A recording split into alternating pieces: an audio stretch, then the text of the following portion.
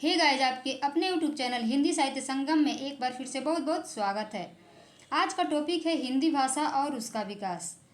जी हाँ, ये जो क्लास है ना आप लोगों के लिए बहुत ही बेहतरीन होने वाली है, क्योंकि मैं इसमें पहले थ्योरी पढ़ाऊंगी आप लोगों को, फिर उससे रिलेटेड कुछ प्रश्न है उसको सॉल्व करेंगे हम लोग, जिससे कि आप लोगों के दिमाग में बहुत ही फिट बैठ जाए। ठीक है, आप लोगों को पता ही होगा प्रीवियस ईयर देखने के बाद कि जो बीपीएससी द्वारा एग्ज़ाम लिया गया था उच्च माध्यमिक स्तर का यानी पीजीटी का, उसमें इस चैप्टर से लगभग 10 प्रश्न आए हुए थे।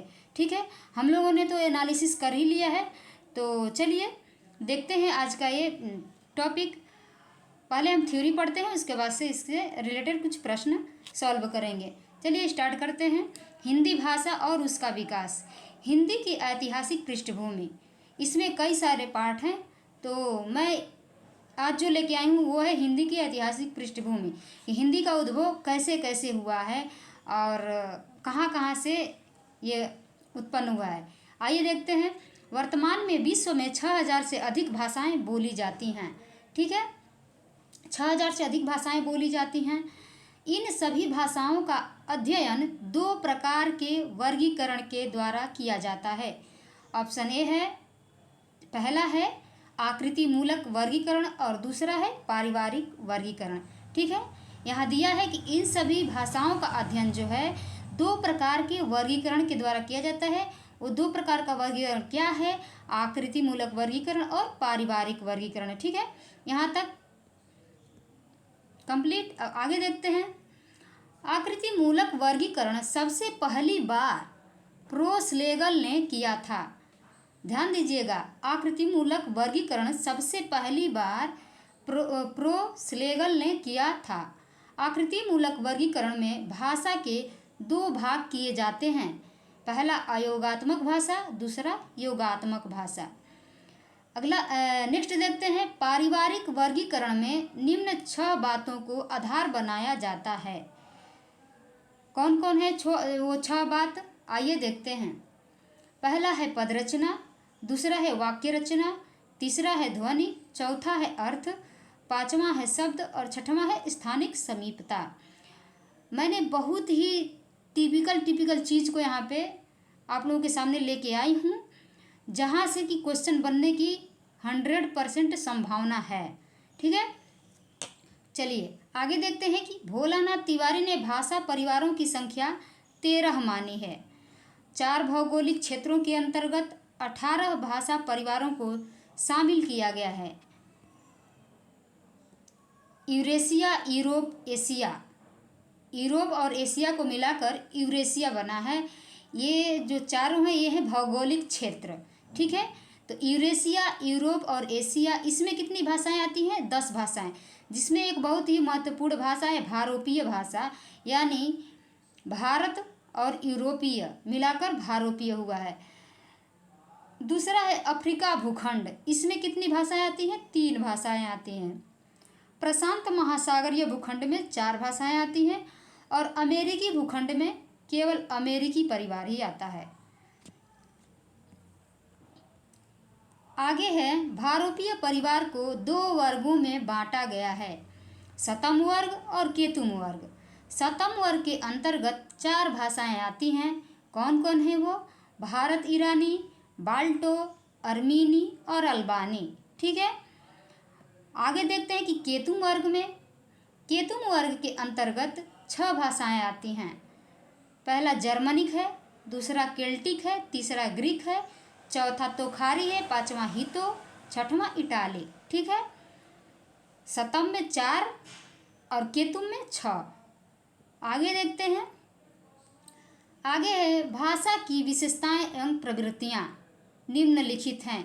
ये जो है भाषा की विशेषताएं और प्रवृत्तियां। ठीक है, देखते हैं क्या क्या है प्रवृत्तियां। भाषा सामाजिक संपत्ति है। भाषा सतत प्रवहमान, सहज और नैसर्गिक होता है। भाषा अर्जित संपत्ति है। भाषा परिवर्तनशील है। भाषा भाव संप्रेषण का माध्यम है। भाषा अनुकरण से सीखी जाती है। भाषा जटिलता से सरलता तथा संयोगात्मकता से वियोगात्मकता की ओर उन्मुख होती है। भाषा परंपरागत वस्तु है। प्रत्येक भाषा की संरचना पृथक होती है। ठीक है, यहाँ तक समझ में आया? जहाँ आपको थोड़ा भी डाउट लगे आप कमेंट बॉक्स में ज़रूर बताइएगा, मैं इसको दोबारा आप लोगों को बताऊंगी। भाषा विकास के प्रमुख चरण, अब यहाँ चरण की बात कर रहे हैं।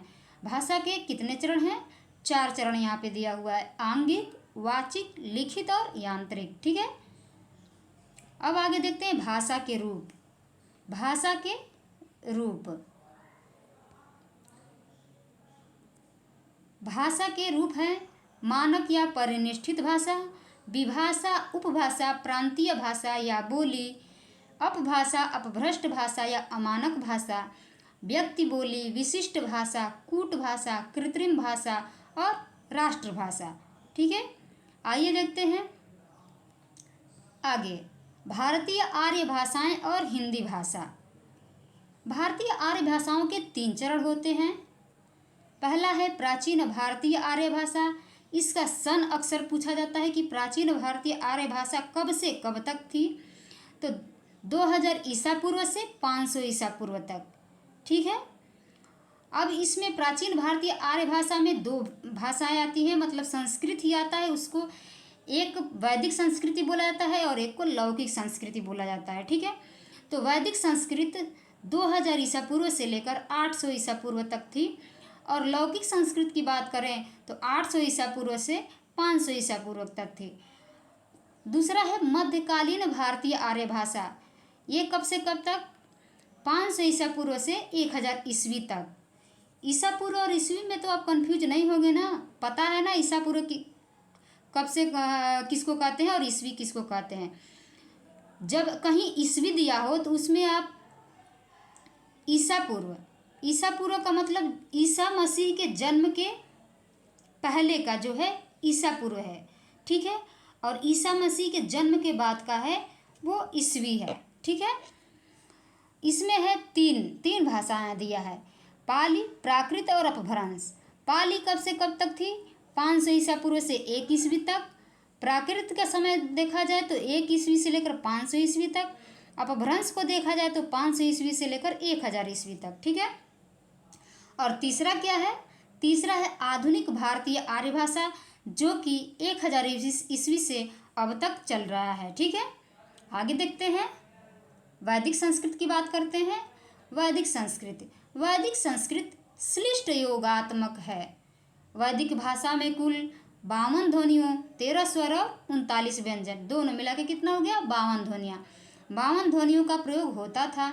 डॉक्टर हरदेव बाहरी वैदिक स्वरों की संख्या 14 मानते हैं। लौकिक संस्कृत की बात करें, लौकिक संस्कृत का प्राचीनतम काव्य ग्रंथ रामायण माना जाता है। इसके रचयिता महर्षि वाल्मीकि हैं। आइए आगे देखते हैं आगे क्या कर रहा है लौकिक भाषा के लौकिक संस्कृत के बारे में।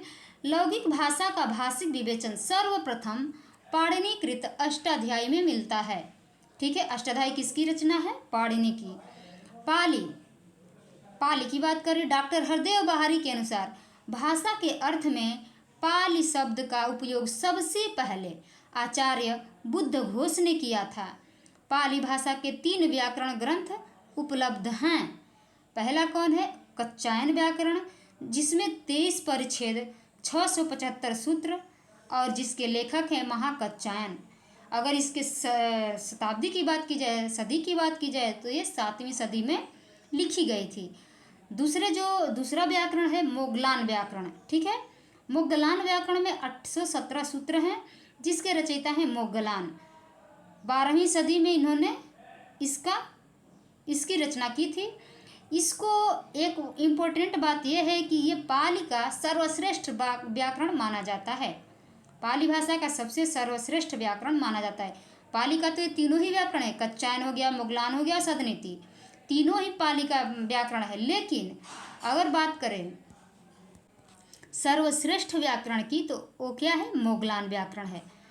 अगला कौन है? सदनीति व्याकरण। इसमें 27 अध्याय और 1391 सूत्र हैं, जिसके रचयिता हैं अग्गवंश। अग्गवंश ने किस सन में इसकी रचना की थी? 1154 ईस्वी में। आइए देखते हैं अगला, पाली के ग्रंथ कौन कौन हैं।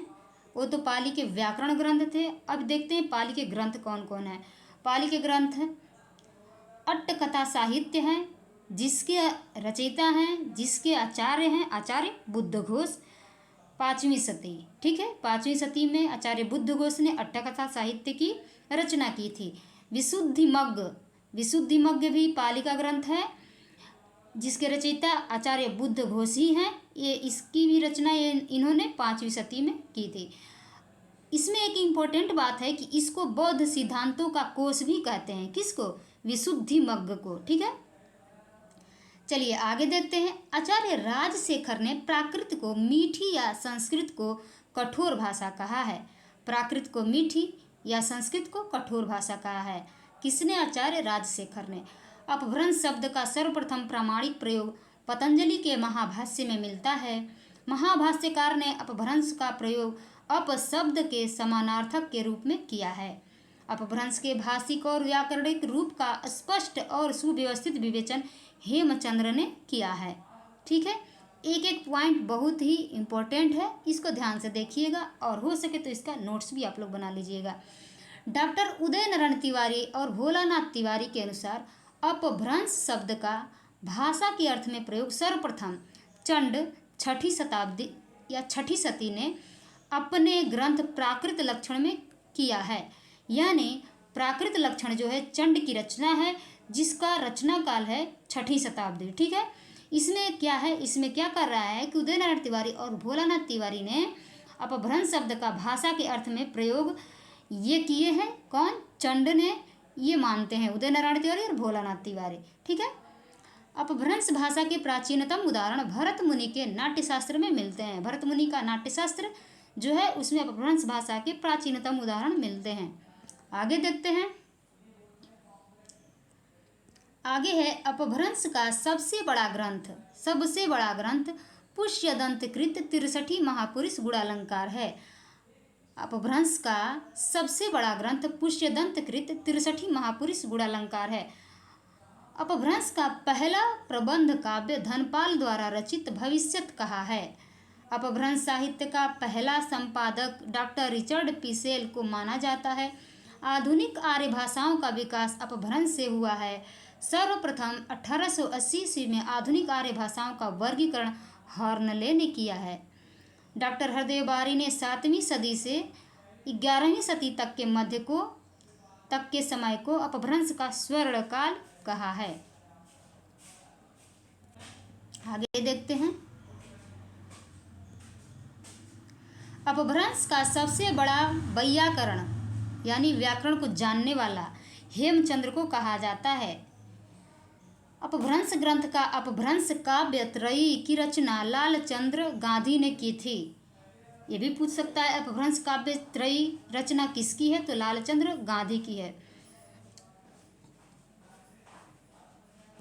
आइए अपभ्रंश की रचनाओं के बारे में बात करते हैं कि कौन कौन है अपभ्रंश की रचनाएं।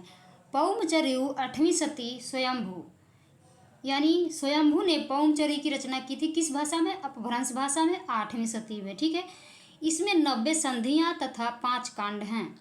राम कथा का विशाल प्रबंध काव्य है। बात करते हैं महापुराण की। महापुराण पुष्यदंत की रचना है, जिसका रचना काल है 10वीं शती। इसमें 102 संधियां हैं। 63 महापुरुषों का चरित्र वर्णित है। इसके 2 भाग हैं, आदि पुराण और उत्तर पुराण। 63 महापुरुषों का चरित्र वर्णित है, इसीलिए इसका नाम एक और है 63 महापुरुष गुणालंकार। ठीक है, जिसका नाम है 63 महापुरुष गुणालंकार और इसको महापुराण भी कहते हैं। आगे देखते हैं। अवहट्ट शब्द का सर्वप्रथम प्रयोग ज्योतिरीश्वर ठाकुर ने अपने वर्ण रत्नाकर ग्रंथ में किया है। आगे देखते हैं। अवहट्ट भाषा अपभ्रंश और पुरानी हिंदी के बीच की कड़ी मानी जाती है। किसका कथन है? सुनीति कुमार चटर्जी का। इसको ध्यान से देखिएगा। साहित्यिक अपभ्रंश को आचार्य रामचंद्र शुक्ल ने पुरानी हिंदी कहा था। संदेश राशक अद्दहमाण अब्दुल रहमान, ये तीनों नाम एक ही कवि का है, एक ही रचनाकार का है। अगर ये तीनों नाम अलग अलग जगह पे आए तो कंफ्यूज मत होएगा, क्योंकि संदेश राशक अब्दुल रहमान की रचना मानी जाती है। कहीं कहीं इनका नाम अद्दहमाण भी दिया जाता है, कहीं कहीं अब्दुल रहमान भी दिया जाता है। तो संदेश राशक में अवहट्ट का उल्लेख मिलता है। आगे देखते हैं। आगे है, प्राकृत पेंगलम के टीकाकार वंशीधर ने इसकी भाषा को अवहट्ट माना है। वर्ण रत्नाकर कीर्तिलता कीर्ति पताका में पूर्वी अवहट्ट का उपयोग किया गया है। उक्ति व्यक्ति प्रकरण में अवहट्ट के मध्य देशीय रूप का उपयोग किया गया है। डॉक्टर सुनीत कुमार चटर्जी ने उक्ति व्यक्ति प्रकरण की भाषा को प्राचीन कौशली कहा है। ठीक है, अब तक तो हम लोगों ने थ्योरी पढ़ी, अब देखते हैं इससे रिलेटेड कुछ प्रश्न। तो आइए स्टार्ट करते हैं प्रश्नों को। विश्व की भाषाओं का आकृतिमूलक वर्गीकरण सबसे पहली बार किसने किया? Option A Bholanath Tiwari, option B Wilhelm von Humboldt, option C प्रोसलेगल, ऑप्शन डी फ्रीडरिश म्यूलर। तो आपका उत्तर हो जाएगा ऑप्शन सी प्रोसलेगल। ठीक है, अभी हम ऊपर चर्चा किए हैं तो उसको पढ़ के आप लोग इसका उत्तर दीजिए। आगे है, अगला प्रश्न है प्रश्न नंबर 2। पारिवारिक वर्गीकरण में किन बातों को आधार बनाया जाता है? ऑप्शन ए पद रचना, ऑप्शन बी वाक्य रचना, ऑप्शन सी स्थानिक समीपता, ऑप्शन डी उपर्युक्त सभी। तो इसका उत्तर हो जाएगा ऑप्शन डी उपर्युक्त सभी। ठीक है, प्रश्न नंबर 3 देखते हैं। भोलानाथ तिवारी ने भाषा परिवारों की संख्या कितनी मानी है? Option A 18, option B 16, option C 15, option D 13। तो यहाँ आपका उत्तर हो जाएगा ऑप्शन डी 13। ठीक है, अगला प्रश्न देखते हैं प्रश्न नंबर 4। प्रश्न नंबर 4 दिया है, 4 भौगोलिक क्षेत्रों के अंतर्गत कौन शामिल नहीं है? Option A Eurasia, option B Africa भूखंड, ऑप्शन सी प्रशांत महासागरीय भूखंड, ऑप्शन डी हिंद महासागरीय भूखंड। तो यहाँ आपका उत्तर हो जाएगा ऑप्शन डी हिंद महासागरीय भूखंड नहीं आएगा। आगे देखते हैं प्रश्न नंबर 5। सतम वर्ग के अंतर्गत कौन सी भाषा नहीं आती? ऑप्शन ए भारत ईरानी, option B Celtic, option C Balto, option D अर्मीनी। तो यहाँ आपका उत्तर हो जाएगा ऑप्शन बी केल्टिक। केल्टिक किस में आती है? केतुम वर्ग में आती है। अगला प्रश्न देखते हैं प्रश्न नंबर 6। प्रश्न नंबर 6 दिया है, भाषा की प्रवृत्तियाँ नहीं हैं। ऑप्शन ए भाषा अर्जित संपत्ति है, ऑप्शन बी भाषा अपरिवर्तनशील है, ऑप्शन सी भाषा सामाजिक संपत्ति है, ऑप्शन डी भाषा परंपरागत वस्तु है। तो यहाँ आपका उत्तर क्या हो जाएगा? यहाँ उत्तर हो जाएगा ऑप्शन बी भाषा अपरिवर्तनशील है। ये उत्तर गलत है क्योंकि भाषा परिवर्तनशील है। ठीक है, अगला प्रश्न है प्रश्न नंबर 7। भाषा विकास के चरण नहीं हैं। ऑप्शन ए आंगिक, ऑप्शन बी वाचिक, ऑप्शन सी कायिक, ऑप्शन डी यांत्रिक। तो यहाँ आपका उत्तर हो जाएगा ऑप्शन सी कायिक। ठीक है, अगला प्रश्न देखते हैं प्रश्न नंबर 8। प्रश्न नंबर 8 दिया है, डॉक्टर हरदेव बहारी ने वैदिक स्वरों की संख्या कितनी मानी है? Option A 14, option B 15, option C 16, option D 18। यहाँ आपका उत्तर हो जाएगा ऑप्शन ए 14। ठीक है, अगला प्रश्न देखते हैं प्रश्न नंबर 9। लौकिक भाषा का भाषिक विवेचन सर्वप्रथम किस ग्रंथ में मिलता है? तो यहाँ आपका उत्तर क्या होगा? ऑप्शन ए अट्टकथा साहित्य, option B Ashtadhyayi, option C Visuddhimagga, option D इनमें से कोई नहीं। यहाँ आपका उत्तर हो जाएगा ऑप्शन बी अष्टाध्यायी। ठीक है, अगला प्रश्न देखते हैं प्रश्न नंबर 10। प्रश्न नंबर 10 दिया है, पाली का सर्वश्रेष्ठ व्याकरण माना जाता है। ऑप्शन ए कच्चायन व्याकरण, ऑप्शन बी मुगलान व्याकरण, ऑप्शन सी सद्दनीति व्याकरण, ऑप्शन डी उपयुक्त सभी। तो यहाँ आपका उत्तर क्या हो जाएगा? यहाँ उत्तर हो जाएगा ऑप्शन बी मुगलान व्याकरण, जिसके रचनाकार हैं मुगलान। ठीक है, अगला प्रश्न देखते हैं प्रश्न नंबर 11। प्रश्न नंबर 11 दिया है, अपभ्रंश का प्रथम प्रबंध काव्य है। ऑप्शन ए पौंचर्यु, option B Mahapurana, option C भविष्यत का, ऑप्शन डी उपयुक्त सभी। तो यहाँ आपका उत्तर हो जाएगा ऑप्शन सी भविष्यत कहा। ठीक है, भविष्यत कहा पहला प्रबंध काव्य है अपभ्रंश का। अगला प्रश्न देखते हैं प्रश्न नंबर 12। अवहट्ट शब्द का सर्वप्रथम प्रयोग किसमें मिलता है? ऑप्शन ए वर्ण रत्नाकर, ऑप्शन बी रामायण में, ऑप्शन सी संदेश राशक में, ऑप्शन डी इनमें से कोई नहीं। तो यहाँ आपका उत्तर हो जाएगा ऑप्शन ए वर्ण रत्नाकर में। ठीक है, तो आज हम लोगों ने थ्योरी भी पढ़ लिया और 12 इससे रिलेटेड 12 प्रश्न भी सॉल्व कर लिए। तो ये क्लास आप लोगों को कैसी लगी कमेंट बॉक्स में ज़रूर बताइएगा, और यदि ये क्लास अच्छी लगी तो प्लीज़ लाइक ज़रूर करें, और यदि चैनल पर नए हैं तो चैनल को सब्सक्राइब करें। धन्यवाद।